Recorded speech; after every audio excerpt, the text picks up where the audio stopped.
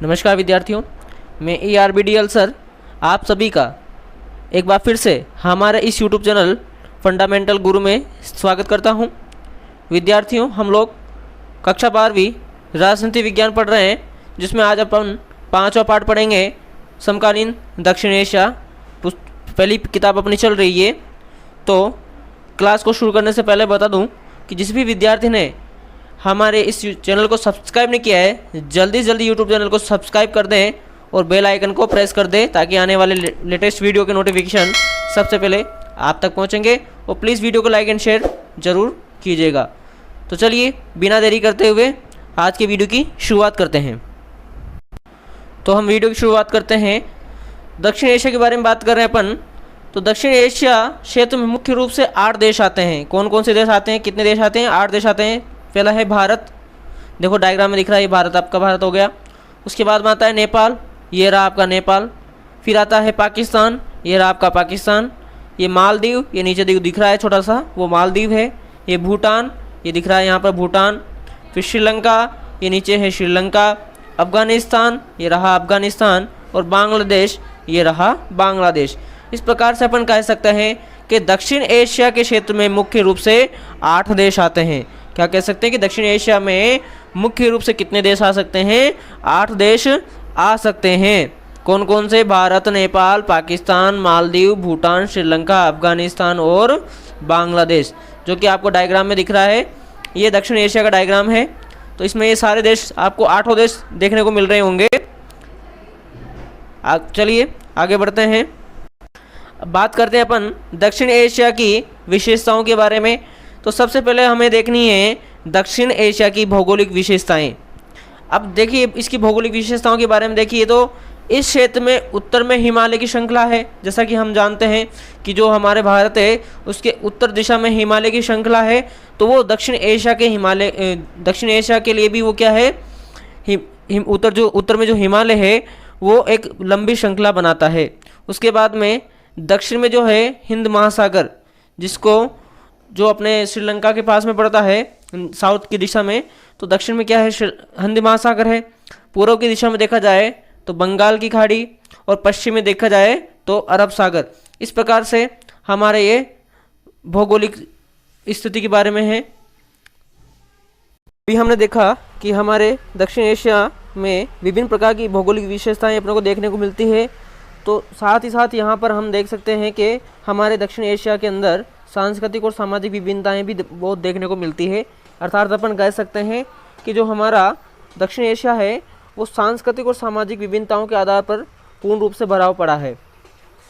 आगे बात करें राजनीतिक विशेषताओं के बारे में। तो राजनीतिक की बात कर रहे हैं अपन, तो यहाँ पर सभी देशों द्वारा लोकतंत्र का समर्थन किया गया है। अर्थात अपन कह सकते हैं कि हमारे दक्षिण एशिया के जितने भी देश हैं वो सब के सब लोकतंत्र का समर्थन करते हैं। अर्थात इन्होंने सैन्य शासन को बढ़ावा देते हुए हमेशा लोकतंत्र का समर्थन किया है। उसके बाद बात करें, देशों की राजनीतिक प्रणाली स्थिर नहीं रही है। अर्थात अपन कह सकते हैं कि जो दक्षिण एशिया उनके जितने भी देश हैं, 8 के 8 देशों की राजनीतिक प्रणाली स्थिर नहीं रही है।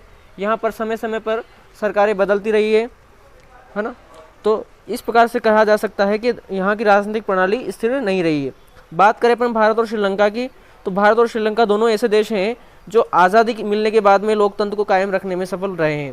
यानी ये दोनों ही देश ऐसे हैं जो जब से दोनों आज़ाद हुए हैं, तो इन दोनों देशों ने क्या किया है, अपना जो लोकतंत्र है उसको कामयाब रखने में ये दोनों के दोनों सफल हो पाए हैं।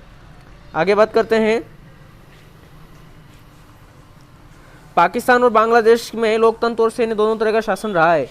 अर्थात पाकिस्तान और बांग्लादेश दोनों ऐसे देश हैं जहाँ पर लोकतंत्र भी है और सैन्य शासन भी है, परंतु मजबूत स्थिति में जो है वो सैन्य शासन यहाँ पर देखने को मिलता है। तो पाकिस्तान और बांग्लादेश में लोकतंत्र और सैन्य दोनों तरह का शासन रहा है। बात करें नेपाल की, तो नेपाल में 2006 तक संवैधानिक राजतंत्र था और फिर लोकतंत्र आया। यानी अर्थात कह सकते हैं पहले राजा का शासन था और बाद में क्या है, लोकतंत्र यहाँ पर नेपाल में आया है। बात करें मालदीव की, तो मालदीव 1968 तक सल्तनत हुआ करता था, परंतु अब यहाँ पर भी क्या है, लोकतंत्र है। यानी इस आधार पर अपन कह सकते हैं कि जो दक्षिण एशिया के जितने भी देश हैं इन सब में लोकतंत्र बखूबी देखने को मिलता है। अब देखिए यहाँ पर दक्षिण एशिया के देशों की समस्याओं की बात करें, जो दक्षिण एशिया जितने भी देश हैं उनके मध्य हमेशा किन किन समस्याओं का सामना करने को मिलता है, तो देखिए पहला है सीमा विवाद। तो सीमा विवाद एक बहुत ही कॉमन समस्या है जो हर देश के बीच में देखने को मिलती है। जैसे कि भारत और पाकिस्तान के बीच में भी सीमा विवाद के चक्कर में बहुत सी बार बड़ी बड़ी लड़ाइयाँ हो चुकी है। बांग्लादेश और पाकिस्तान की बात करें तो उसके बीच में भी सीमा विवाद के लेकर और अनेक प्रकार के जो सीमा विवाद से संबंधित जो मसले हो गए वो काफ़ी समय से हमें को देखने को मिल रहे हैं। अभी अभी जो करंट में हमारे भारत में देखने को मिलता है, जैसे कि जम्मू कश्मीर के अंदर है, वो भी सीमा विवाद काफ़ी बड़ा है। दूसरा आता नदी जल विवाद। जो नदियाँ होती हैं उनका जल के बारे में भी विवाद काफ़ी देखने को मिलता है। बाय द वे माना कि कोई नदी भारत से निकल रही है और पाकिस्तान में जा रही है, तो उसको कहाँ उस पानी को रोक लिया जाता है या किसी प्रकार के डैम बना के उसको पानी को रोक लेंगे और फिर पाकिस्तान कुछ ना कुछ कहेगा, तो इस तरह के विवाद भी हमें देखने को मिलते हैं। विद्रोह है, तो विद्रोह भी क्या है, एक मुख्य समस्या है। बात करें जातीय संघर्ष, तो जातीय संघर्ष भी इन देशों की क्या है, समस्या है। और खराब आर्थिक स्थिति, जितने भी दक्षिण एशिया के 8 देश हैं इनकी आर्थिक स्थिति अपन सुदृढ़ नहीं कह सकते हैं, अर्थात इन सभी देशों की आर्थिक स्थिति भी क्या है, खराब है। इस प्रकार से ये दक्षिण एशिया के जो देश हैं उनकी समस्याएं जनरली अपने को यहाँ पर देखने को मिलती है। अब हम पढ़ते हैं दक्षिण एशिया के देशों की स्थिति। अपन एक एक करके इनकी स्थिति के बारे में देखेंगे। सबसे पहले अपन पाकिस्तान के बारे में बात करें कि जो दक्षिण एशिया का देश है पाकिस्तान, उसकी वर्तमान में क्या स्थिति है। तो देखिए सबसे पहले की बात करें शुरू में, तो आज़ादी के बाद अयूब खान के नेतृत्व में पाकिस्तान में सैन्य शासन आया। जो ही अंग्रेज़ों ने भारत और पाकिस्तान को आज़ाद किया, आपको बता दूं कि जो पाकिस्तान आज़ाद हुआ था वो 14 अगस्त को आज़ाद हुआ था, 14 अगस्त 1947 को, और भारत जो हुआ था वो 15 अगस्त 1947 को आज़ाद हुआ था। तो जो ही पाकिस्तान आज़ाद हुआ तो अयूब खान के नेतृत्व में पाकिस्तान में सैन्य शासन आया। तो सबसे पहले जो शासन आया वो कौन सा था, सैन्य शासन आया, अर्थात वहाँ पर लोकतंत्र नहीं था, वहाँ पर सेना का शासन था। अब देखिए जनता की नाराज़गी की वजह से जनरल याहिया खान ने अयूब खान का तख्ता पलट किया और खुद शासन में आ गया। अब ये क्या करता था, जो अयूब खान था वो अपनी मर्जी करता था, तो जनता इससे क्या था, नाराज़ थी, जनता परेशान हो गई थी इससे। तो उसके साथ ही जो एक और जनरल था सेना के अंदर याहिया खान, उसने अयूब खान का तख्ता पलट कर दिया और उसको हटा दिया और खुद वहाँ पे शासन में आ गया। अब बात करें 1971 की, तो 1971 में बांग्लादेश संकट के बाद पाकिस्तान में जुल्फ़िकार अली भुट्टो के नेतृत्व में लोकतांत्रिक सरकार बनी। यानी कि 1971 में जब बांग्लादेश का संकट आया उस समय पर पाकिस्तान में जुल्फ़िकार अली भुट्टो के नेतृत्व में लोकतांत्रिक सरकार बनी और ये सरकार 1977 तक चली। यानी कि इन्होंने 6 साल तक राज किया और बाद में जिया उल हक ने सरकार का तख्ता पलट किया और फिर से पाकिस्तान में सैन्य शासन आया। यहाँ 6 सालों के लिए यहाँ पर लोकतांत्रिक शासन रहा। उसके बाद में वापस से पाकिस्तान में क्या हो गया, सैन्य शासन आ गया। 1982 की बात करें तो 1982 के बाद पाकिस्तान में लोकतंत्र के समर्थन में आंदोलन होने लगे। 1982 के बाद ही ऐसी स्थिति आई कि लोकतंत्र के लिए लोगों ने आंदोलन करने शुरू कर दिए और 1988 में बेनजीर भुट्टो के नेतृत्व में एक बार फिर से लोकतांत्रिक सरकार बन गई। यानी 1988 में जो लोग आंदोलन कर रहे थे वो सफल हुआ और 88 के अंदर बेनजीर भुट्टो वहाँ की प्रधानमंत्री बनी और यहाँ इनकी बन गई लोकतांत्रिक सरकार। ये सरकार भी काफ़ी लंबे समय तक नहीं चल सकी, सिर्फ 10-11 साल के अंदर 1999 में एक बार फिर से जनरल परवेज मुशर्रफ ने सत्ता पर कब्जा कर लिया और यहाँ पर जो ही जनरल परवेज मुशर्रफ आया तो वहाँ पर वापस यहाँ पर क्या हो गया, सैन्य शासन लागू हो गया। यानी फिर से लोकतांत्रिक सरकार गिर जाती है और यहाँ पर वापस से क्या हो जाता है, सैन्य शासन लागू हो जाता है। तो इस प्रकार से अभी देखिए इसका घटनाक्रम चलता है। आगे बढ़ते हैं।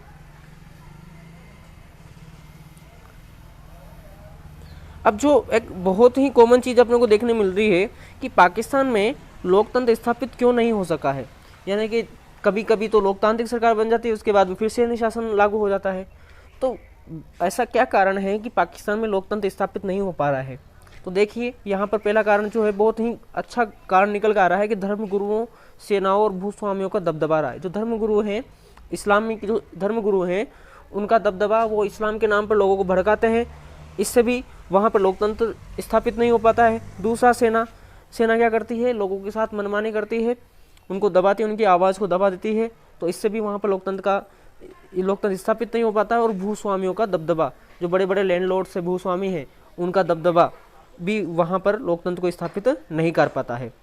बात करें भारत के नाम पर डराकर सेना का शासन में आ जाना, वहाँ की जनता को ये लोग क्या करते हैं, पाकिस्तान वाले जनता को डराते हैं किसके नाम पे, भारत के नाम पे, कि अगर आप ऐसा करोगे तो आप भारत आपको ऐसा कर देगा वैसा कर देगा। तो भारत के नाम पर बेफजूल डराता है और क्या कहता है कि अगर जनता की सरकार रहेगी तो ज़्यादा दिनों तक भारत आपको अच्छे से टिकने नहीं देगा और आपको परेशान करता रहेगा। तो उसके लिए सेना का शासन होना बहुत ही ज़रूरी है, ताकि सेना क्या कर सकती है, कभी भी एक्शन ले सकती है। इसलिए वहाँ पर भी लोकतंत्र की स्थापना नहीं हो पाती है। तो कह सकते हैं अपन कि भारत के नाम पर डराकर वहाँ पर सेना का शासन आ जाना।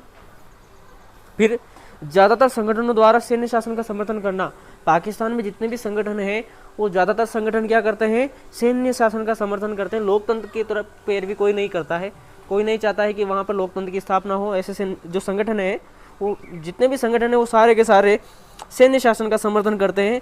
इस आधार पर वहाँ पर लोकतंत्र स्थापित नहीं हो पाता है।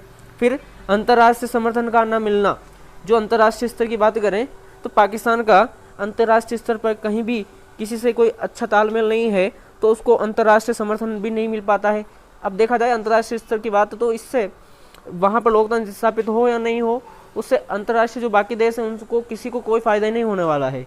तो इस आधार पर पाकिस्तान को अंतर्राष्ट्रीय स्तर पर भी कोई समर्थन नहीं मिल पाता है।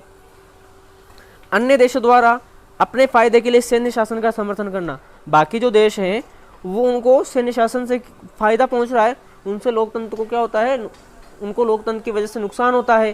तो वे नहीं चाहते हैं कि यहाँ पाकिस्तान में लोकतंत्र स्थापित हो, वो तो क्या चाहते हैं कि बस सैन्य शासन रहे, क्योंकि उनको सैन्य शासन के द्वारा ही फ़ायदा होता है। तो जो बाकी जो देश हैं उनको सैन्य शासन के द्वारा फ़ायदा होता है, इसलिए वो भी लोकतंत्र का समर्थन नहीं करते हैं। बात करें लास्ट आखिरी पॉइंट की, भ्रष्ट राजनीतिक दल। अगर कभी कभी लोकतंत्र स्थापित होना भी चाहता है, लोकतांत्रिक सरकार बनती भी है, तो जो राजनीतिक दल हैं वहाँ के वो भ्रष्ट प्रवृत्ति के होते हैं, तो जनता का उनमें क्या विश्वास नहीं होता है। तो फिर बाकी जो भी पार्टी बनना चाहती, जो भी लोकतंत्र स्थापित करने के लिए दूसरी पार्टी बनना चाहे, तो उन पार्टियों के अंदर भी जनता का विश्वास नहीं होता है। इस वजह से भी लोकतांत्रिक सरकार नहीं बन पाती है और वहाँ पर सैन्य शासन ही लगा होता है। तो इस आधार पर अपन कह सकते हैं कि पाकिस्तान में लोकतंत्र स्थापित नहीं हो पाया है। हम लोगों ने यहाँ पर 6 पॉइंट देखे, एक बार फिर से देख लीजिए कि धर्मगुरु, सेनाओं और भूस्वामियों का दबदबा होना, भारत के नाम पर डराकर सेना का शासन आ जाना, ज़्यादातर संगठन सैन्य शासन का क्या करते हैं, समर्थन करते हैं। फिर अंतर्राष्ट्रीय समर्थन का ना मिलना, अन्य देशों द्वारा फायदे के लिए सैन्य शासन का समर्थन करना और भ्रष्ट राजनीतिक दल। तो इन 6 ही पॉइंट से अपन कह सकते हैं कि पाकिस्तान में लोकतंत्र स्थापित नहीं हो पाता है। अब पाकिस्तान के बाद अपन बात करते हैं दक्षिण एशिया के दूसरे देश बांग्लादेश के बारे में। तो देखिए, भारत की आज़ादी के बाद 2 क्षेत्रों में मुस्लिम आबादी ज़्यादा होने के कारण 2 अलग अलग क्षेत्रों को भारत से अलग करके पाकिस्तान बनाया गया। इसमें से एक पूर्व था और दूसरा पश्चिम में था। यानी कि जब भारत को आज़ादी मिली उसी समय पाकिस्तान भी बना दिया गया था। अब भारत में क्या हुआ कि जो भारत आज़ाद हुआ उस समय पाकिस्तान बनाया गया, तो पाकिस्तान के 2 क्षेत्र, एक तो पूर्व वाला क्षेत्र और एक पश्चिम वाला क्षेत्र, उन दोनों क्षेत्रों में मुस्लिम बहुल्य क्षेत्र थे वो दोनों के दोनों, तो उनको पाकिस्तान का दर्जा दिया गया। तो जो पूर्व का क्षेत्र था उसको पूर्व बोला गया, पूर्वी पाकिस्तान, और जो पश्चिम में था उसको पश्चिमी पाकिस्तान बोला गया। अब देखिए, यह पूर्वी पाकिस्तान ही 1971 के बाद बांग्लादेश बना। जिसको हम पहले पूर्वी पाकिस्तान कहते थे, वो 1971 के बाद नया राष्ट्र बांग्लादेश ही बन के सामने आता है। बात करें बांग्लादेश की मुख्य समस्या के बारे में कि इसकी मुख्य समस्या क्या रही है, तो देखिए, जो पूर्वी पाकिस्तान था उसमें बंगाली भाषा बोलने वाले लोग ज़्यादा थे। यानी कि जो पूर्व में जो पाकिस्तान बनाया गया था तो उसमें बंगाली भाषा बोलने वाले लोग ज़्यादा थे। पर आज़ादी की बात से ही पश्चिमी पाकिस्तान ने पूर्वी पाकिस्तान के लोगों पर उर्दू भाषा लादने की कोशिश करी, जिसका पूर्वी पाकिस्तान के लोगों ने द्वारा क्या किया गया, विरोध किया गया। तो जो ही आज़ादी मिली तो देखा कि आज़ादी में जो पाकिस्तान बनाया गया, 2 खेमों में बनाया गया, एक तो पूर्वी पाकिस्तान के रूप में और एक पश्चिमी पाकिस्तान के रूप में। तो पूर्वी जो पाकिस्तान था वहाँ के जो मैक्सिमम मुस्लिम लोग थे वो सारे के सारे कौन सी भाषा बोला करते थे, बंगाली भाषा। परंतु जो ही आज़ादी मिलती है तो ये पश्चिमी पाकिस्तानी के जो मुस्लिम लोग थे वो इन पर दबाव डालते थे कि आप बंगाली भाषा मत बोलो, आप क्या करो, उर्दू भाषा को सीखो और उर्दू भाषा को ही बोलो। परंतु कोई भी व्यक्ति, कोई भी राष्ट्र अगर काफ़ी समय से एक ही भाषा को बोलते आ रहा, सीखता रहा, तो उसके लिए दूसरी भाषा बहुत ही डिफ़िकल्ट हो जाती है। तो इसीलिए जो पूर्वी पाकिस्तान था, वहाँ के लोगों ने इन पश्चिमी जो लोग थे उनका उर्दू थोपना उनके ऊपर, उसका क्या किया, उन्होंने विरोध किया। अब आगे देखिए, पूर्वी पाकिस्तान के लोगों ने बंगाली संस्कृति के ऊपर हो रहे बुरे व्यवहार का विरोध करना शुरू कर दिया। अब जो उनके ऊपर जो पश्चिमी पाकिस्तान जो बुरा बर्ताव कर रहा था उसका उन्होंने क्या करना शुरू कर दिया, विरोध करना शुरू कर दिया। किन्होंने, पूर्वी पाकिस्तान के लोगों ने, कि हमारी जो बंगाली संस्कृति है उसका आप क्या करो, दुर्व्यवहार करो, हमारे साथ बुरा बर्ताव कर रहे हो, ये करना ठीक नहीं है। आगे बात करें, पश्चिमी पाकिस्तान के प्रभुत्व के खिलाफ पूर्वी पाकिस्तान में आंदोलन होने लगे। यानी कि जो पश्चिमी पाकिस्तान था वो पूर्वी पाकिस्तान में अपना प्रभुत्व दिखाना चाह रहा था, तो उसके विरोध में पूर्वी पाकिस्तान के अंदर जनता में क्या होने लगे, आंदोलन होने लगे। और इन आंदोलनों का नेतृत्व शेख मुजीबुर रहमान ने किया। यानी जो पूर्वी पाकिस्तान में जो आंदोलन हुए उनका नेतृत्व किसने किया, शेख मुजीबुर रहमान ने किया। आगे बढ़ते हैं, बात करें 1970 में, तो 1970 में हुए चुनाव में शेख मुजीबुर रहमान की पार्टी आवामी लीग को पूर्वी पाकिस्तान की सभी सीटों पर जीत मिली। यानी जब 1970 में चुनाव हुए तो शेख मुजीबुर रहमान की जो पार्टी थी, यानी कि जो ये क्या था, मुख्य रूप से वहाँ पर आंदोलन करने वाला मुखिया था, तो उसकी जो पार्टी थी आवामी लीग, उसको पूर्वी पाकिस्तान में सभी सीटों पर क्या मिली, जीत मिली। पर पश्चिमी पाकिस्तान की सरकार द्वारा इसे नहीं माना गया। उसने कह दिया कि हम इसको नहीं मानते हैं, इस चुनाव को हम नहीं मानते हैं, और शेख मुजीबुर रहमान को क्या कर लिया, इन्होंने गिरफ्तार कर लिया। तो उनका जो नेता था आवामी लीग पार्टी का, शेख मुजीबुर रहमान, उसको इन लोगों ने क्या कर लिया, पश्चिमी पाकिस्तान वालों ने गिरफ्तार कर लिया। बात करें, पूर्वी पाकिस्तान में हो रहे आंदोलनों को दबाने के लिए याहिया खान ने सेना को भेजा, जिसमें हजारों आंदोलनकारी पाकिस्तानी सेना के हाथों मारे गए। अभी जो आंदोलन हुआ, पूर्वी पाकिस्तान जो आंदोलन चल रहा था, किसके नेतृत्व में चल रहा था, शेख मुजीबुर रहमान के नेतृत्व में। अब इसको तो क्या कर लिया, गिरफ्तार कर लिया। फिर भी जनता ने क्या किया, आंदोलन जारी रखा। तो पश्चिमी पाकिस्तान के जो सेना का नेतृत्व करते थे याहिया खान, उसने क्या किया, वहाँ पर सेना को भेजा, और उस सेना ने क्या किया, पूर्वी पाकिस्तान के काफ़ी सारे लोगों को क्या किया, मारा, बुरी तरह से मारा, और जान से उनको क्या कर दिया, मार दिया। बात करते हैं पूर्वी पाकिस्तान की आज़ादी के बारे में। तो देश में ऐसी स्थिति होने की वजह से हज़ारों लोग भागकर भारत में आने लगे, क्योंकि जो पूर्वी पाकिस्तान था, जो जिसको अपन आज बांग्लादेश के नाम से जानते हैं, वहाँ पर क्या हुआ, जो ही पाकिस्तानी सेना ने पश्चिमी पाकिस्तान था, वहाँ की सेना ने लोगों को मारना शुरू किया, तो ऐसी स्थिति की वजह से वहाँ के लोग क्या हुए, भागकर भारत में आने लगे। ये सब देखते हुए भारत ने पूर्वी पाकिस्तान की आज़ादी की मांग का समर्थन करना शुरू कर दिया। भारत को लगा कि सारे लोग अपने देश में आ जाएंगे तो काफ़ी समस्या खड़ी हो जाएगी, तो हमें क्या करना चाहिए, जो पूर्वी पाकिस्तान अपनी आज़ादी की मांग कर रहा है, हमें उसका क्या करना चाहिए, समर्थन करना चाहिए। और पूर्वी पाकिस्तान को आर्थिक और सैन्य सहायता दी। तो भारत ने क्या किया, जो पूर्वी पाकिस्तान था उसको आर्थिक रूप से और सैन्य सहायता भी इसको उपलब्ध करवाई। अब जो ही भारत की मदद मिली, तो इस वजह से पश्चिमी पाकिस्तान और भारत के बीच युद्ध छूट गया। और जो ही भारत ने पूर्वी पाकिस्तान की मदद करी, तो उधर पश्चिमी पाकिस्तान क्या हो गया, रुष्ट हो गया, और उसने भारत से युद्ध शुरू कर दिया। तो इसी वजह से जो युद्ध हुआ वो भारत और पाकिस्तान के बीच में, वो उसका मुख्य कारण क्या था, पूर्वी पाकिस्तान की आज़ादी में उसका सहयोग करना। इस युद्ध में भारत जीता और पूर्वी पाकिस्तान आज़ाद होकर एक नया देश बांग्लादेश बन गया।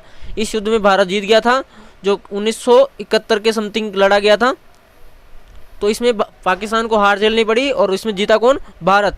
अब जो ही भारत जीता, तो उसकी वजह से क्या हुआ, पूर्वी पाकिस्तान आज़ाद हो गया, और एक नया राष्ट्र उसको जो बांग्लादेश बना दिया गया। क्योंकि वहाँ के लोग, सब लोग कैसे, कौन सी भाषा बोला करते थे, बंगाली भाषा बोलते, इसलिए उसको क्या नाम दिया, बांग्लादेश।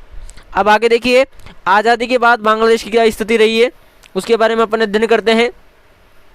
तो आज़ादी के बाद बांग्लादेश ने अपना संविधान बनाया। जो ही आज़ाद हुआ तो बांग्लादेश ने अपना संविधान बनाया, और एक धर्मनिरपेक्ष, लोकतांत्रिक एवं समाजवादी देश की घोषणा कर दी कि हमारा देश कैसा है, धर्मनिरपेक्ष है, लोकतांत्रिक है और समाजवादी देश है। 1975 में शेख मुजीबुर रहमान ने संविधान में परिवर्तन किए।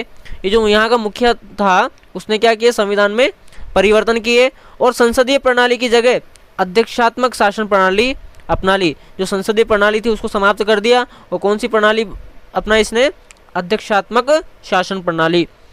शेख मुजीबुर रहमान ने अपनी पार्टी आवामी लीग को छोड़कर सभी पार्टियों को खत्म कर दिया। उसने क्या किया, अपनी जो एक पार्टी थी आवामी लीग, उसी को छोड़ के बाकी जितनी भी पार्टियां बांग्लादेश में थी उन सबको क्या कर दिया, समाप्त कर दिया, खत्म कर दिया। अब जो ही शेख मुजीबुर रहमान ने अपनी पार्टी के अलावा बाकी पार्टियों को खत्म किया तो इस वजह से देश में तनाव बढ़ा और सेना ने बगावत कर दी। तो वहाँ की सेना ने क्या कर दी, बगावत कर दी और शेख मुजीबुर रहमान सेना के हाथों मारा गया।